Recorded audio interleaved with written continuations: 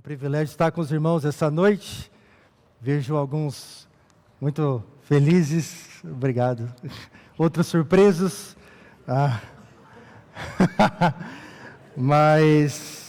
E talvez vocês já tenham visto o título da mensagem de hoje.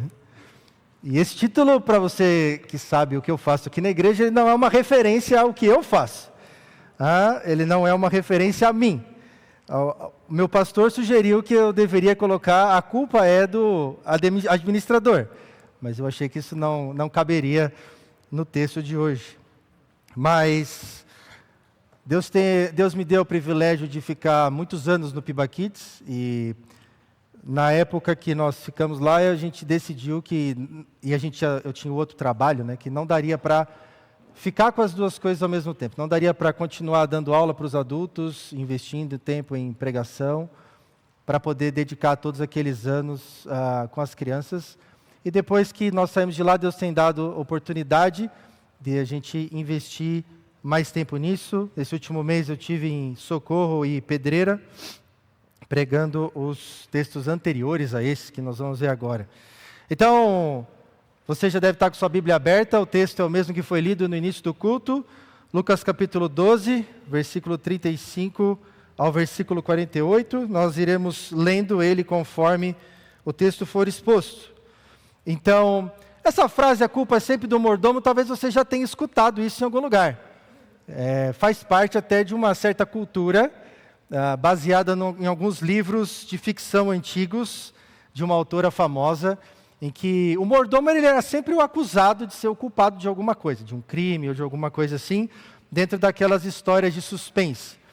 E mesmo que ele não fosse o culpado, ele levava a culpa daquilo que estava acontecendo. Ele era o primeiro a ser acusado. Ele era o encarregado da casa ou de alguma coisa, ele conhecia tudo o que acontecia, ele conhecia todos os cômodos, né? Quando a gente joga aquele jogo de tabuleiro, detetive também, muitas vezes a gente fala que o mordomo deve ser o culpado.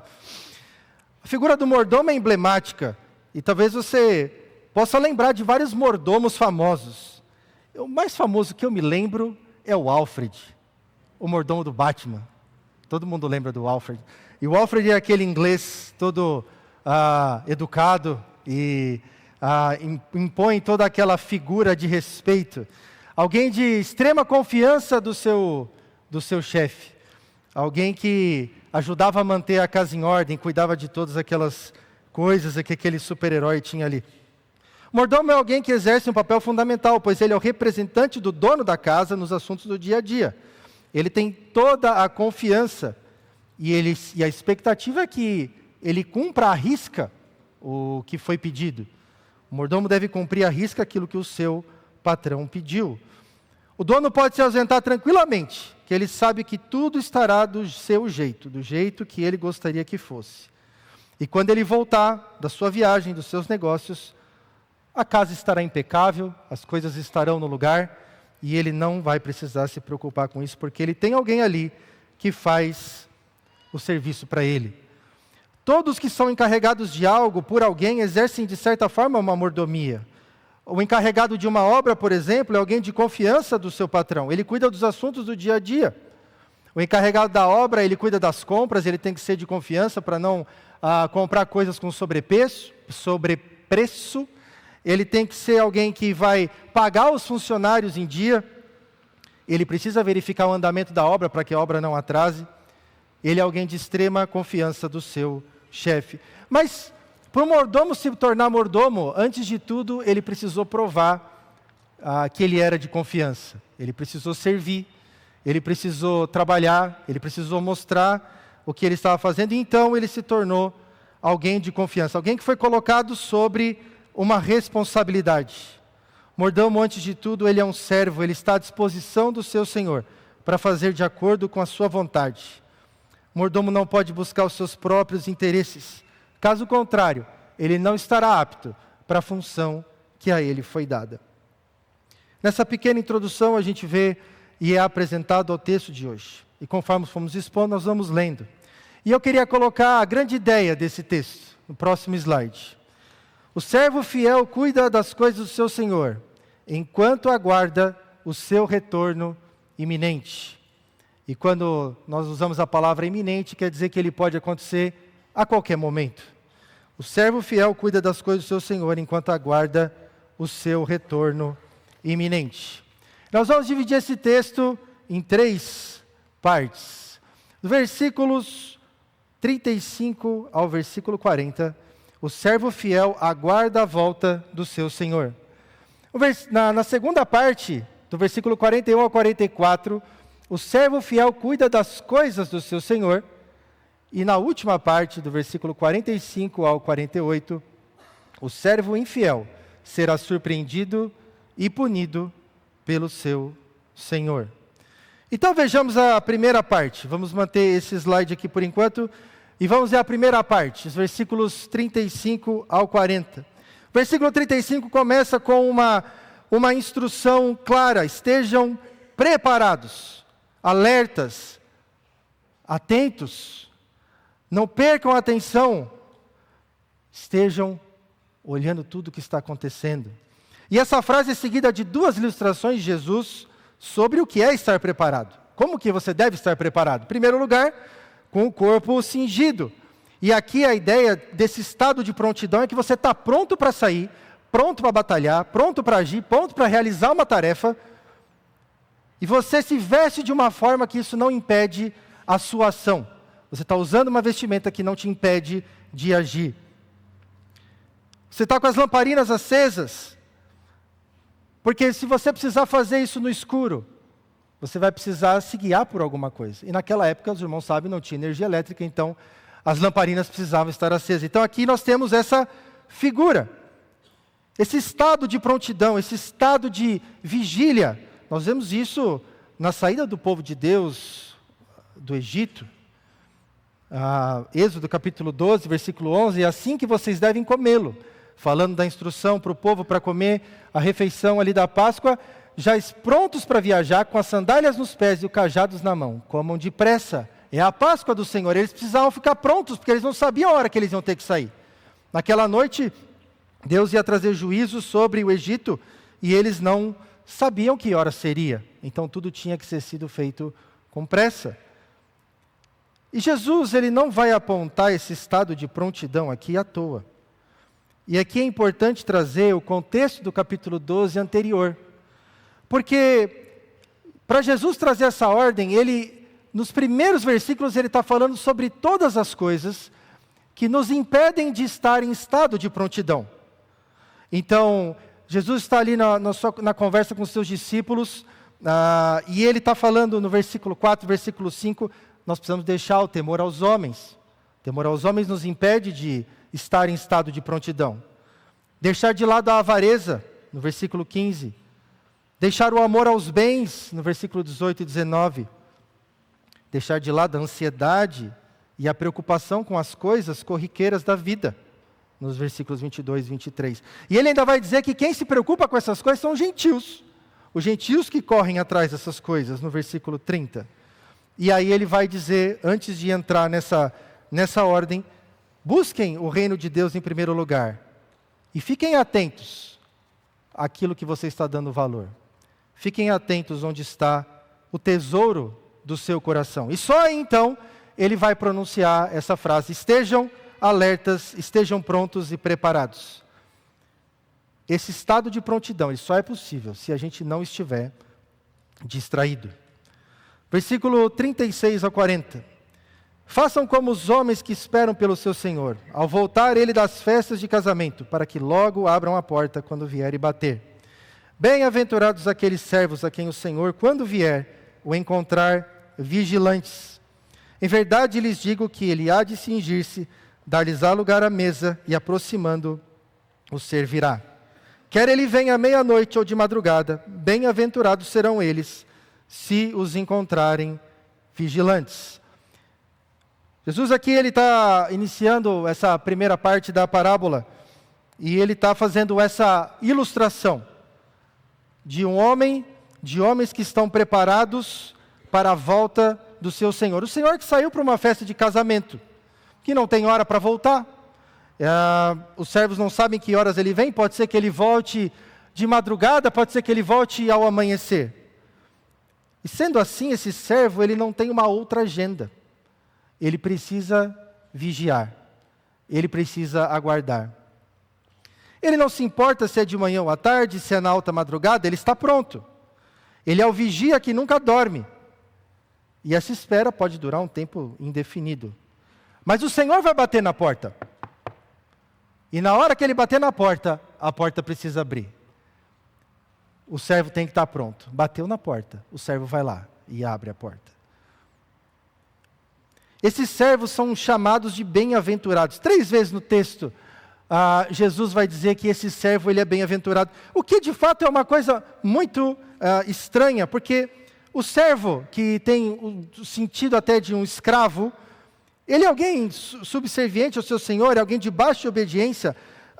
É loucura poder imaginar que um servo, alguém que faz o trabalho ali do seu senhor, ele é considerado uma pessoa bem-aventurada. Mas Jesus está dizendo que o servo que espera e que vigia, ele é uma pessoa bem-aventurada. Mas a bem-aventurança é pelos méritos do seu senhor e não do servo. A atitude do Senhor aqui muda tudo nessa perspectiva. O Senhor sabe que o seu servo está vigiando à sua espera e ele reconhece os seus verdadeiros servos. O texto continua dizendo que esse servo que está ali vigilante, ele está aguardando pelo seu Senhor, e quando o Senhor chegar, ele mesmo irá se preparar para servir os servos. Ele será um servo para os seus servos. E aqui é evidentemente que os irmãos já perceberam que o texto, Jesus está falando sobre ele mesmo. A palavra servo não tem mais o mesmo sentido aqui. Jesus está falando sobre o serviço como o serviço de um diácono. Alguém que serve aos outros. Alguém que serve por amor. Jesus é o Senhor que servirá aos seus servos, que estiverem vigilantes à sua espera. O texto muito conhecido que fala sobre, tal como o Filho do Homem, que não veio para ser servido, mas para servir e dar a sua vida em resgate por muitos. O Filho do Homem, ele veio para servir. Ele não só irá servir, como também dará lugar a eles à mesa. Eles serão participantes da mesma refeição. E aqui nós temos uma ilustração do que vai acontecer daqui a pouco. Chegada a hora, Jesus se pôs à mesa e os apóstolos estavam com ele. Então Jesus disse: tenho desejado ansiosamente comer essa Páscoa com vocês, antes do meu sofrimento. Pois eu lhes digo que nunca mais a comerei, até que ela se cumpra no reino de Deus. Hoje nós vamos tomar a ceia juntos, e como o próprio pastor Davi lembrou, nós vamos, através desse memorial, partilhar do corpo do Senhor Jesus, o memorial daquilo que Ele fez por nós, aguardando a sua volta. Jesus ofereceu o seu corpo e o seu sangue por nós. Ele serviu seus discípulos e disse que não mais comeria daquela refeição até a sua volta. Quando o Senhor voltar, Ele mesmo servirá os seus servos. A convocação para vigiar, meus irmãos, é para todos nós. Nós somos os servos. E a pergunta é se nós estamos aguardando sua volta ou seremos surpreendidos. Nós falamos muito pouco da volta de Jesus. Até quando o pastor Davi falou, ele reiterou: nós estamos esperando a volta de Jesus. E eu não sei se você é como eu, mas é muito comum a gente se perder nas tarefas do dia a dia, na rotina dos nossos trabalhos, dos nossos estudos, daquilo que nós fazemos. E a gente entra no processo do automático. Vamos fazendo as coisas, até mesmo nós estamos aqui na igreja. São tantas tarefas e tantas coisas que nós temos, que talvez a volta de Jesus passe desapercebida. E nós esquecemos que, na verdade, o que nós estamos fazendo e tudo que nós estamos fazendo é aguardando a sua volta. A ceia do Senhor é um lembrete da volta do nosso Senhor. 1 Coríntios, capítulo 11, versículo 26. Porque todas as vezes que comerem esse pão e beberem o cálice, vocês anunciam a morte do Senhor, até que Ele venha. É isso que nós vamos fazer hoje. Mas a pergunta é se nós só estamos lembrando disso hoje. Hoje nós estamos sendo lembrados que o Senhor Jesus vai voltar. Mas quantas vezes durante essa semana, você e eu nos lembramos disso? quais são as distrações que têm acontecido na nossa vida que nos fazem deixar a vigília? Jesus alertou no início, essas distrações não nos devem tirar o foco. O nosso foco é vigiar até que o Senhor venha. E aí o texto continua dizendo, quer ele venha, versículo 39, porém considerem isso, se o pai de família soubesse a hora que viria o ladrão, não deixaria que a sua casa fosse arrombada. É muito fácil ficar de vigília quando a gente sabe a hora que o ladrão vai chegar. Se a gente soubesse a hora que o ladrão vai chegar, era muito simples, era só você ir lá, se prontificar e ficar lá esperando a hora que ele chega. E talvez isso é um pouco do retrato das nossas vidas. Se a gente soubesse a hora que Jesus vai voltar, talvez naquela semana a gente arrumasse tudo. Eu preciso ajustar as coisas da minha vida agora, preciso pagar as minhas dívidas, preciso acertar os meus relacionamentos, preciso pedir perdão para aqueles que eu não perdi perdão, e preciso deixar tudo certo, porque eu sei que ele volta no sábado. Hoje é segunda, eu tenho 5 dias até ele voltar. Nós não sabemos. Então, o pai que espera o ladrão chegar, se ele soubesse o horário, seria muito fácil, mas não é fácil, porque nós não sabemos a hora que ele vem. E isso é de propósito, porque senão a gente se acomodaria. A gente se acomodaria e viveria a nossa vida como se nada fosse acontecer. Pode até ser que na vigília a gente durma, a gente se canse, mas esse não pode ser o estado geral das nossas vidas. Não é uma opção, vivemos como se nada fosse acontecer.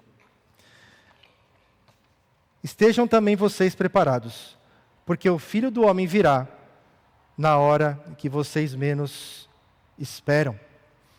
A volta de Jesus ela é iminente, ela vai acontecer a qualquer momento. E Jesus está dizendo que nós temos que estar preparados para isso. Nós temos que estar prontos e preparados, porque não sabemos a hora que Ele virá. Então nós vamos para a segunda parte do texto. Os versículos 41 a 44, que começa com uma pergunta interessante. Pedro pergunta, Senhor, essa parábola é só para nós ou também para todos? E é importante aqui, meus irmãos, dar um pouco do que estava acontecendo ali. Se você voltar no versículo 1 do capítulo 12 e pegar a primeira parte daquele versículo, você vai ler o seguinte: visto que milhares de pessoas se aglomeraram a ponto de se atropelarem umas às outras.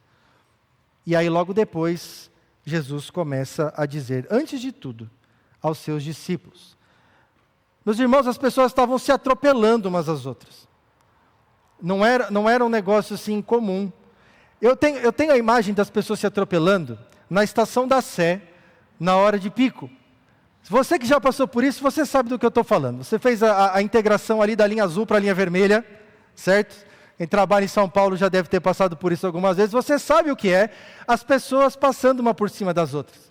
E tentando, enquanto você está saindo do metrô, as pessoas tentando entrar no metrô com você saindo dali. E você ficando preso na porta do metrô. Eu tenho essa imagem quando eu vejo essa situação. Então, Jesus está falando com os seus discípulos, em primeiro lugar, mas conforme o capítulo 12 vai andando e o início do capítulo 13, a gente vê que Jesus está falando com os seus discípulos e também falando com a multidão. Então, ele fala com os seus discípulos e fala com a multidão. A multidão está ouvindo aquilo que ele está falando. Jesus não está sozinho com os discípulos, ele está com todo mundo ali. Então, fica evidente que a multidão está participando disso, mesmo que indiretamente dos ensinamentos de Jesus. E a resposta a essa pergunta, então, é para quem é essa parábola? Para quem é esse ensinamento? Para todos que foram encarregados, como mordomos, de cuidar dos negócios do Senhor. Primeiro aos discípulos e depois a todos. A resposta de Jesus a Pedro vem com a segunda parábola, onde ele vai falar sobre o mordomo fiel e prudente.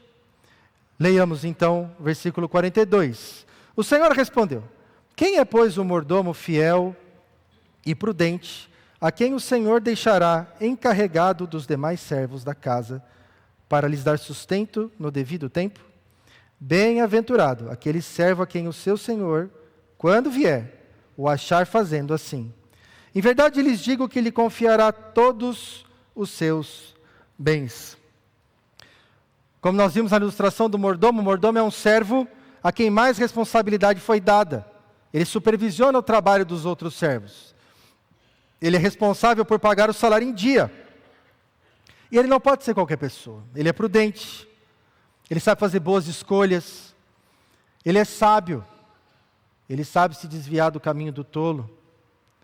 Ele sabe avaliar o que o seu senhor faria, caso estivesse presente. Ele sabe exatamente o que o seu senhor queria que ele fizesse. Ele conhece perfeitamente a vontade do seu senhor. Ele é fiel ao cumprir as ordens do seu senhor à risca. Ele não dá jeitinho. Ele não cria regras da cabeça dele. Ele faz o que o seu senhor faria. Meus irmãos, o que o Senhor pede de nós, não tem duas formas de fazer. Tem uma só. É a forma como ele pede. Esse servo não é displicente. Esse servo não é preguiçoso. Ele está pronto para fazer aquilo que o Senhor pedir. O Senhor recompensará aquele encarregado, aquele servo, aquele mordomo que for fiel. O Senhor encarregou a mim e a você. Nós somos servos e encarregados de Deus. Uma pergunta que para mim surge desse texto é: qual parte do que nós temos pertence a nós? Qual parte daquilo que você tem, de fato, pertence a você? Nada. Nada do que nós temos é realmente nosso. Então, de uma forma mais ampla, essa comissão e esse encarregamento que Deus deu a nós começou lá no Gênesis, quando Deus encarregou o homem de cuidar e governar da terra. Mas esse Deus e esse Senhor, Ele afirma: eis que os céus e os céus dos céus são do Senhor e de vocês, a Ele pertencem a terra e tudo o que nela há. Tudo que existe, tudo que nós temos, não pertence a nós. Pertence ao nosso Senhor.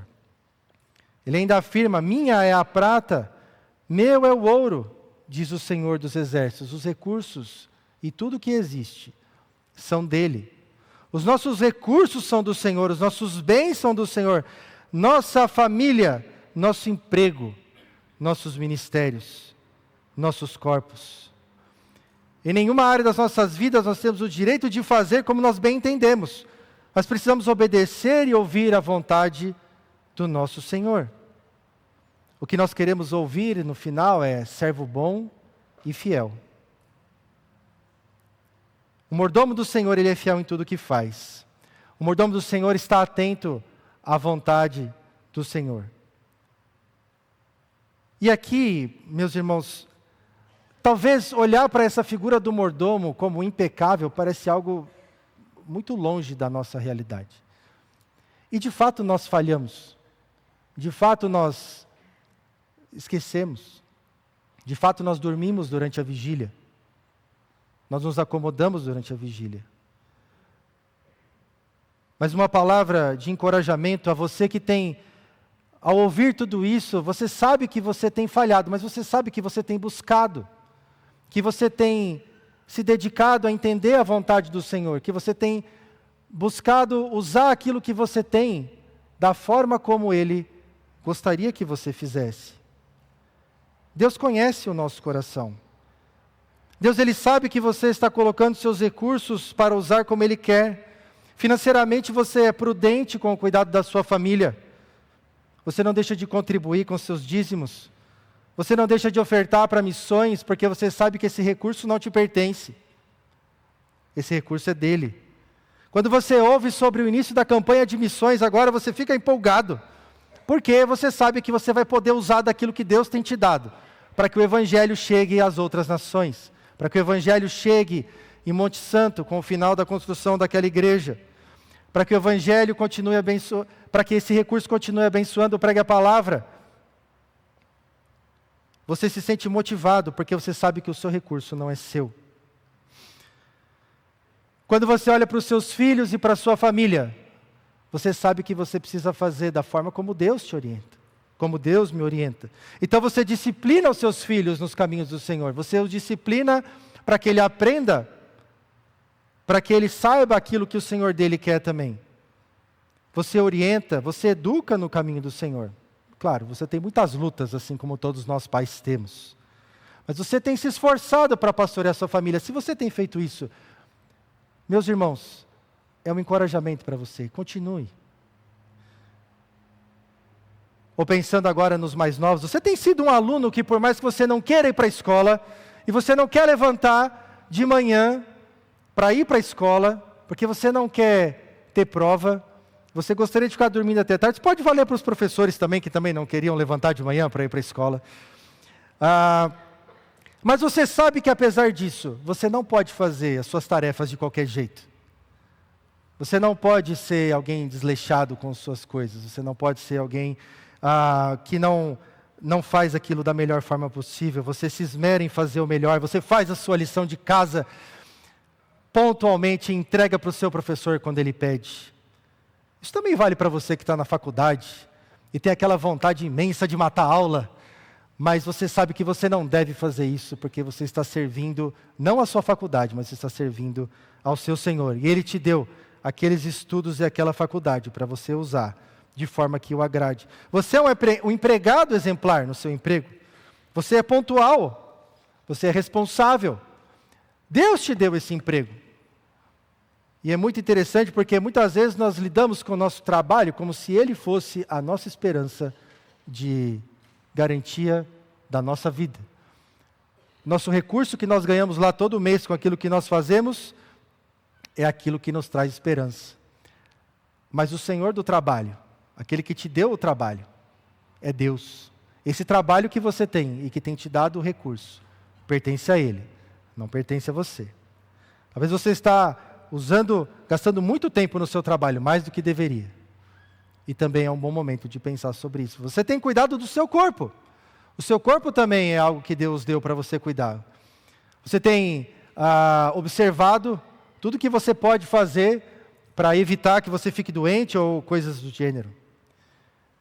Você tem usado seus dons e talentos. Você não tem rejeitado aquilo que Deus tem te dado para servir a sua igreja.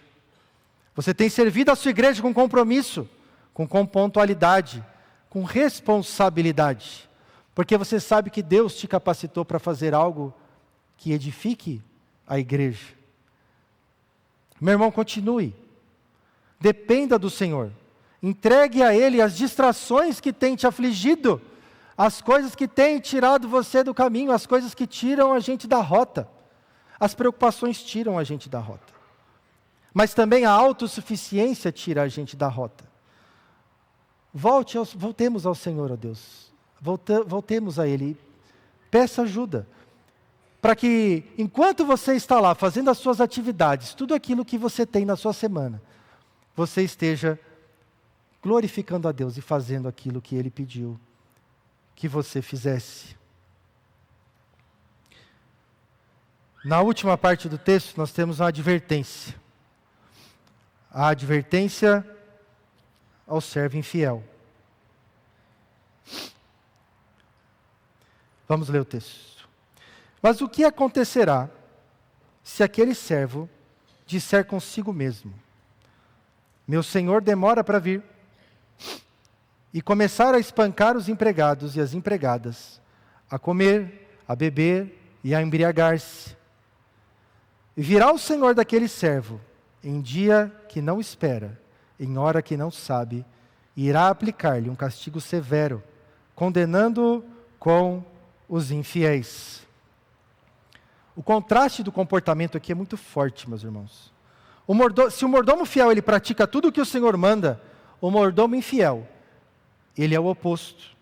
Ele não tem nada a ver com o servo vigilante, com aquele que está à espera do seu Senhor, porque a demora do Senhor incomoda. Ele não tem paciência para esperar.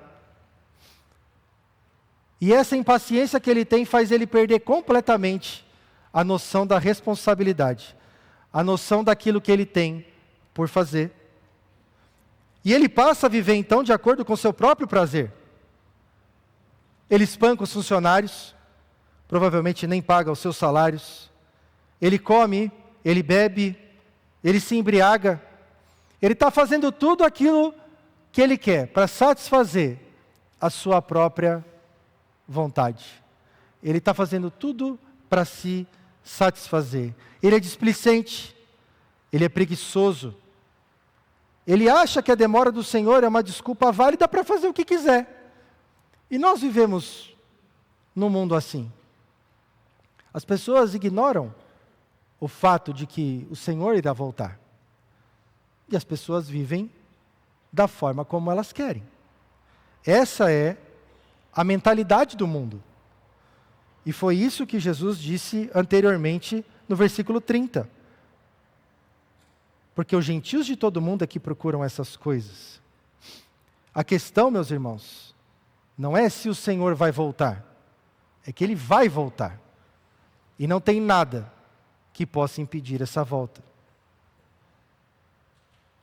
Alguém com essa mentalidade, ou não é um salvo, ou será punido de qualquer forma, ou alguém que estando em nosso meio apenas, talvez simpatizou com a ideia de estar aqui, rodeou a nossa realidade, sabe do que nós estamos falando, talvez alguém aqui que serviu em algum ministério da igreja, mas decidiu que essa não era a vida que ele queria para ele. Nós que somos salvos em Cristo, meus irmãos, nós precisamos buscar a cada dia viver e entender qual é a vontade do Senhor e colocar ela em prática. Deus haverá de cobrar a forma como cuidamos daquilo que ficou sob os nossos cuidados. Isso é responsabilidade com aquilo que Deus nos deu. Deus nos encarregou. É muito fácil nós nos acomodarmos na garantia que temos da nossa salvação e acharmos que podemos viver de qualquer jeito. Agora que eu já sou salvo, eu entreguei a minha vida a Cristo, Ele me comprou, Ele entregou sua vida por mim, derramou seu sangue na cruz, como nós vamos lembrar daqui a pouco. Agora eu posso viver como eu quero. Não, não é assim. Não é isso que Deus está dizendo. Não é essa forma que nós devemos viver. Nós temos responsabilidades, meus irmãos. Nós temos responsabilidades em todas as áreas que Deus nos deu. Versículos 47 a 48. Aquele servo que conheceu a vontade do seu senhor e não se aprontou, nem fez segundo a sua vontade, será punido com muitos açoites.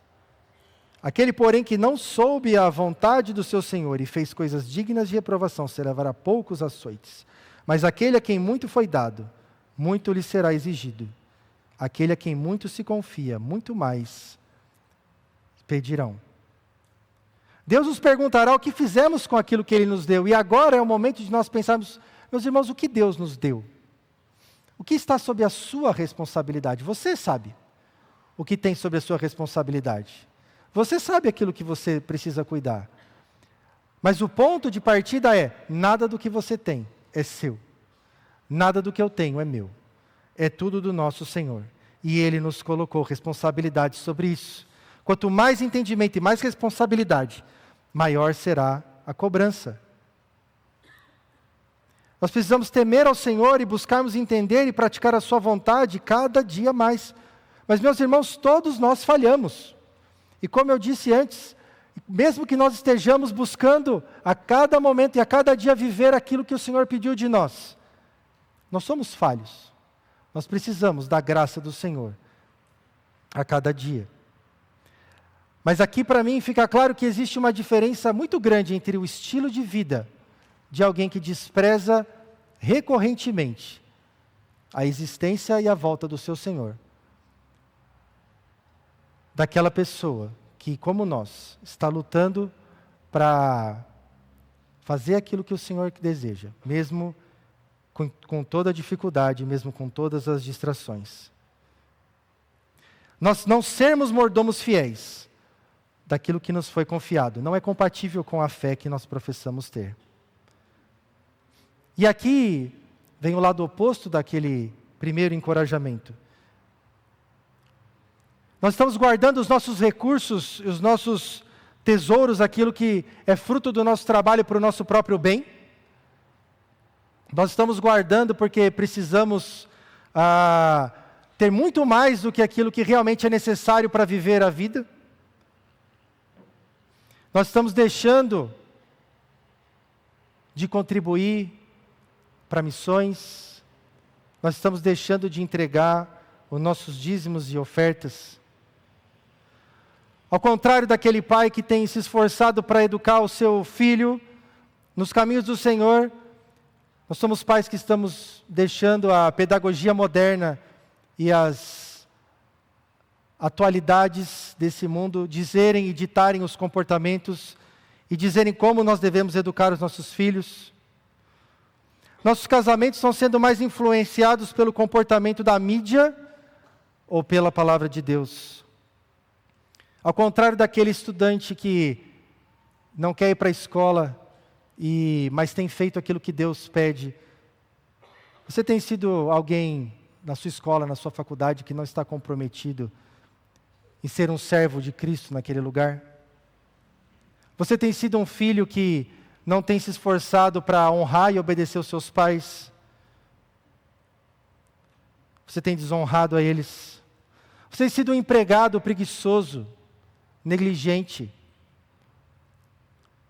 Ou um patrão que abusa do seu empregado? Você tem negligenciado a vida da igreja e trata seus ministérios como algo opcional? Você não tem se envolvido com aquilo que Deus te deu? Você não tem se envolvido com os ministérios, usando seus dons e talentos? Você é daqueles que talvez falta naquele ministério que você está comprometido e nem avisa que você não vai naquele dia. Muitas vezes, meus irmãos, nós que estamos diretamente nos ministérios da igreja, essas perguntas nós fazemos. Onde está o nosso coração quando nós damos o nosso nome para servir em algum dos ministérios que a igreja tem? Seja na cozinha, no estacionamento, no Piba Kids. Uma das coisas que já acontecia na minha época e é uma das coisas que há uma luta deles mesmo hoje é com a pontualidade do pessoal que serve lá no Piba Kids. Muitas vezes eles estão pedindo equipe ali na última hora porque pessoas não apareceram para trabalhar. Isso não é uma atitude de um mordomo fiel, de um mordomo que está preocupado em cuidar daquilo que o seu Senhor deu. Todos nós podemos, meus irmãos, falhar de alguma forma em todas essas áreas, nós somos suscetíveis a isso.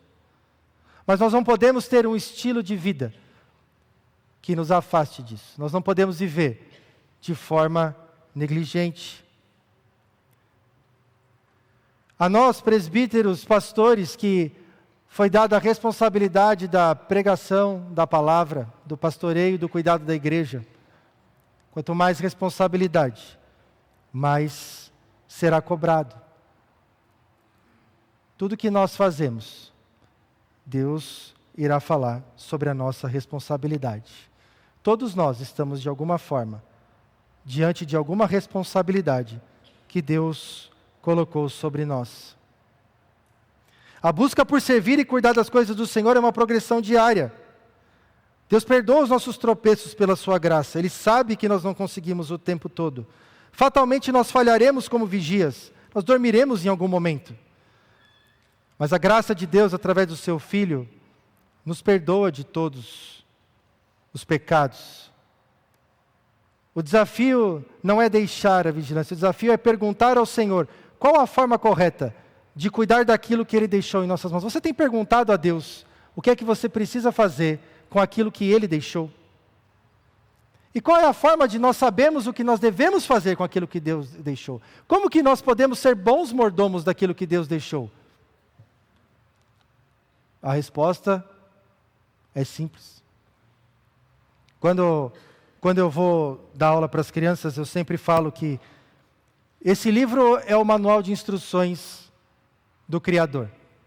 Deus não deixaria nada para a nossa vida que não fosse essencial, sem estar escrito, para que nós soubéssemos como fazer.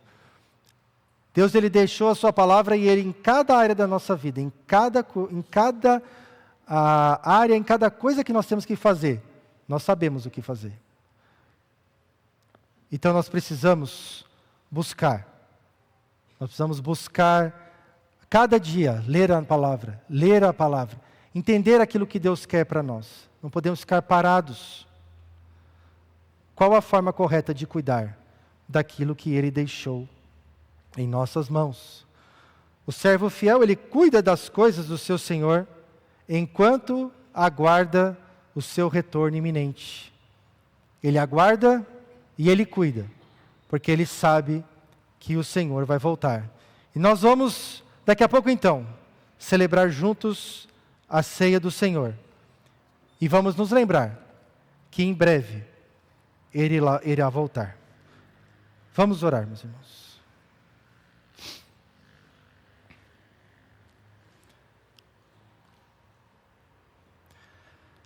Senhor Deus, nosso Pai, quanta responsabilidade nós temos, ó Deus, como seus servos, ó Pai. Não queremos deixar de estar vigilantes, não queremos deixar de estar atentos à sua iminente volta. Mas muitas coisas nos distraem. As preocupações da vida, a autossuficiência. Deus nos ajuda a deixarmos essas coisas, ó Deus, e confiarmos tão somente no Senhor e na sua providência, ó Deus. O Senhor nos ensina como sermos mordomos fiéis, encarregados fiéis daquilo que o Senhor tem nos dado, dos nossos recursos, das nossas famílias, dos nossos ministérios. Deus, nós clamamos, ó Pai, perdoa-nos, porque nossa vigilância não é sempre constante, a nossa atenção não é sempre constante, nós nos distraímos, nós nos perdemos.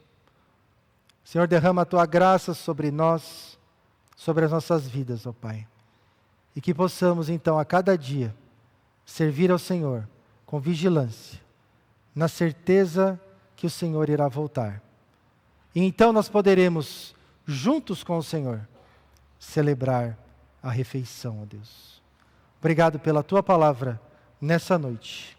Nós oramos em nome de Jesus. Amém.